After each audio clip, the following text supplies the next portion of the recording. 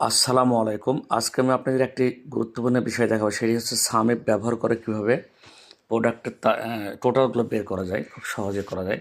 এখানে দেখছেন apple, mango, banana এই তিনটা প্রোডাক্ট দেওয়া আছে সবগুলোতে, এবং এদের সেলস কোয়ান্টিটি করছে সেটা দেওয়া আছে। তো আমরা এখানে প্রোডাক্ট নেম লিখবো এবং এখানে আমাদের ওই প্রোডাক্টের টোটাল সংখ্যাটা বের হয়ে যাবে। চলুন থেকে কীভাবে করা যায় এটা।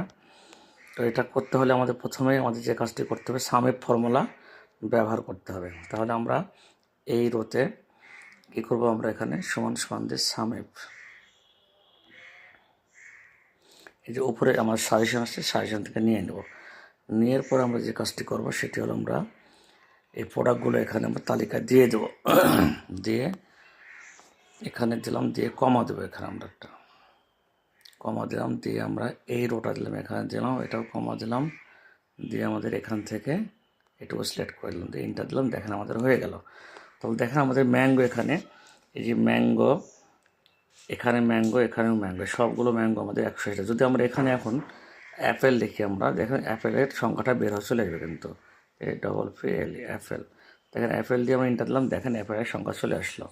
এখানে ব্যানানা, যদি আমরা ব্যানানা লিখি, এখানে আমাদের ব্যানানাটা চলে আসবে। আমরা খুব সহজে কিন্তু ব্যানানাটা চলে আসবে। এখানে আমরা ব্যানানা লিখলাম, দেখেন এখানে ব্যানানার সংখ্যা কিন্তু চলে আসলো।